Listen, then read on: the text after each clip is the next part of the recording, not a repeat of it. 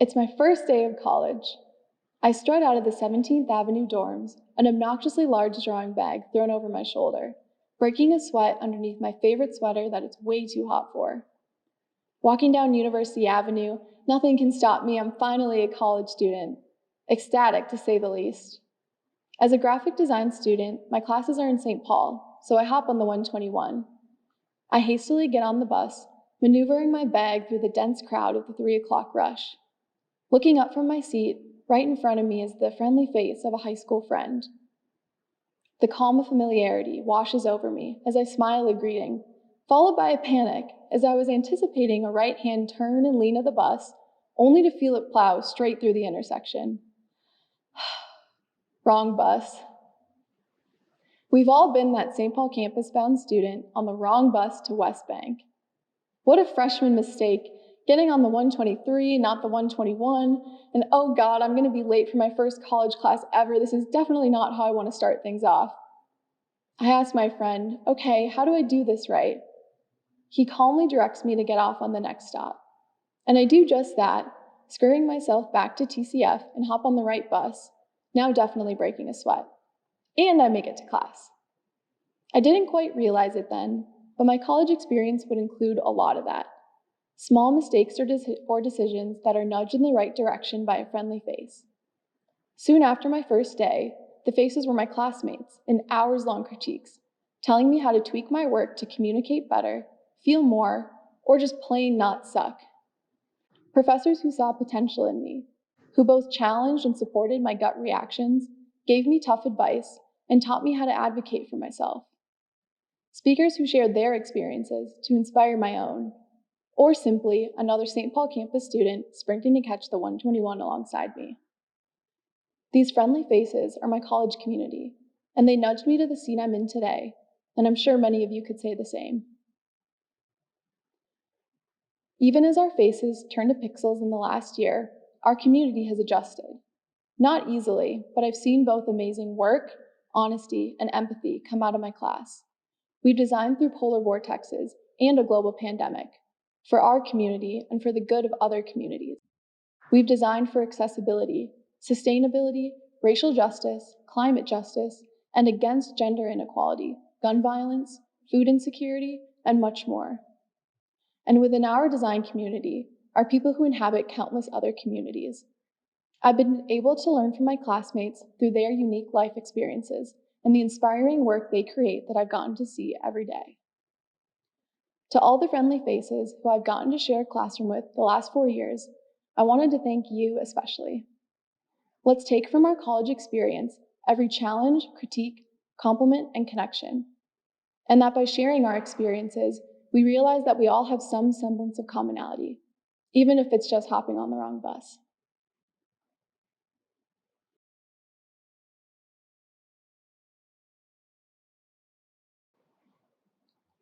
Welcome to the family and friends of the graduates we celebrate today.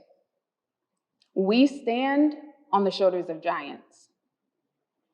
As a girl who grew up in the historic wake of the Tulsa Race Massacre, and who had parents who loved me but were limited in the support they could give as they were battling their own struggles, addiction, incarceration, it was not a given that this would be my path.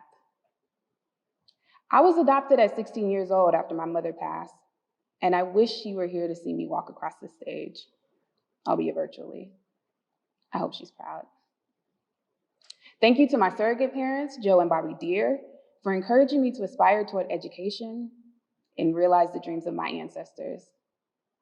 What an honor and humbling experience it is to be here before you today.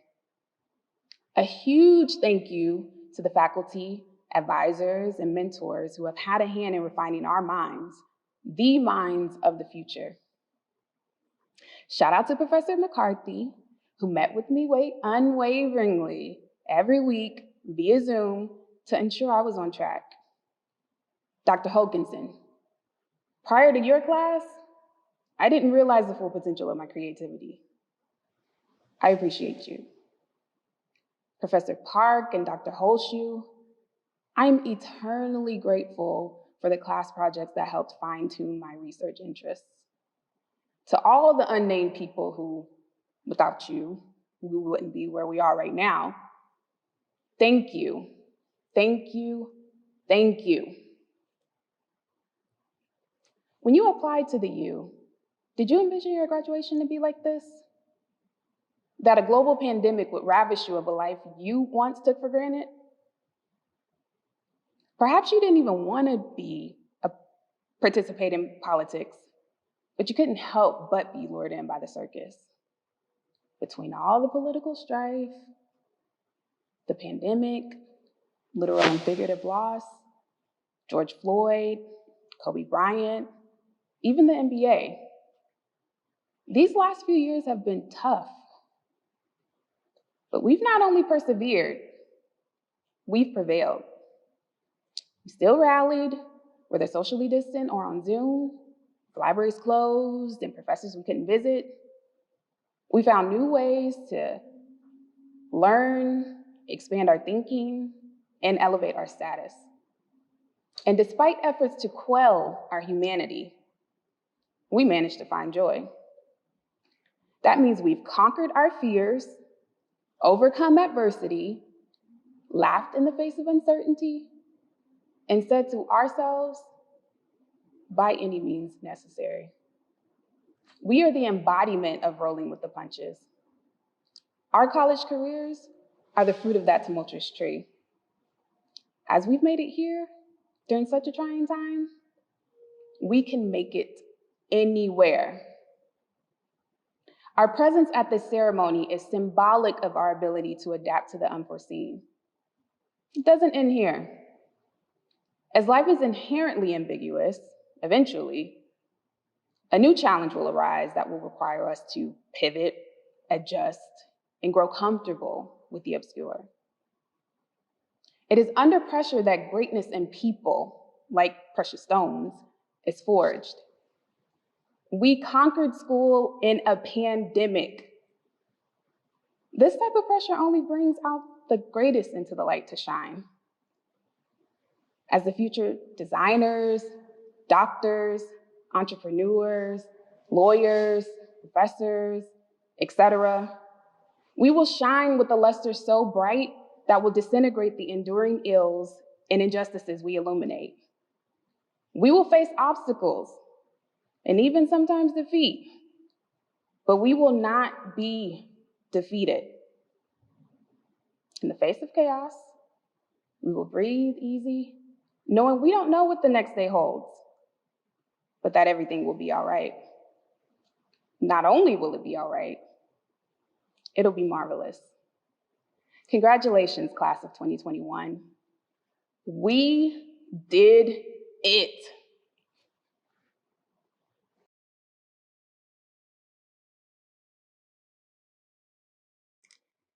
January 7th, 2017, 12:51 a.m.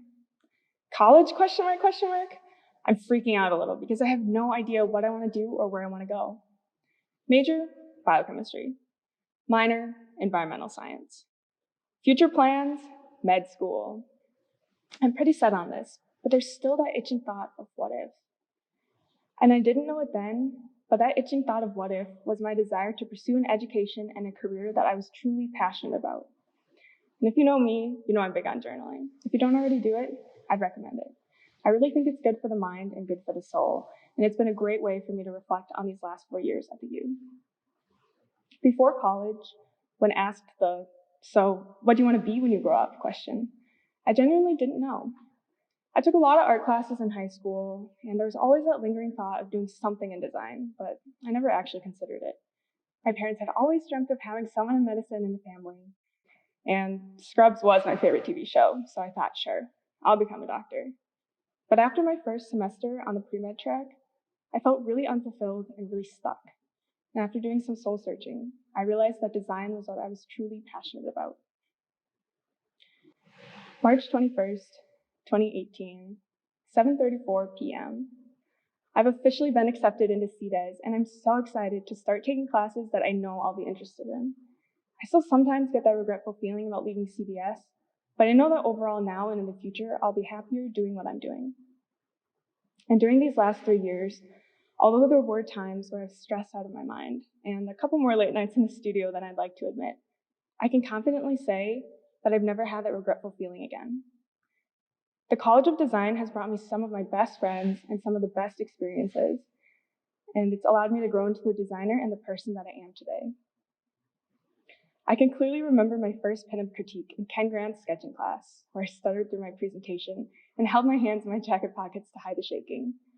If you had told me then that in the spring of 2021, I'd be reading my journal out loud to the graduating class of the College of Design, I would have thought, never in a million years.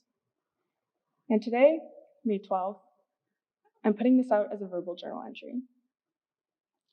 Life is uncertain, but we can be certain about what we value and what's important to us. So as we all depart from the U, I encourage you all to find and develop your passions, whether that be within your education, your career, or your personal life, and let those passions drive you. And lastly, don't be afraid to take chances. If you never take that chance, you might live with that what if feeling for the rest of your life. And as cliche as it is, life really is too short to not be doing something that makes you happy. So take that chance. It might be uncomfortable and it might not be easy, but I promise it'll be worth it. Congrats again to the class of 2021. I'm so excited to see where life will take us all.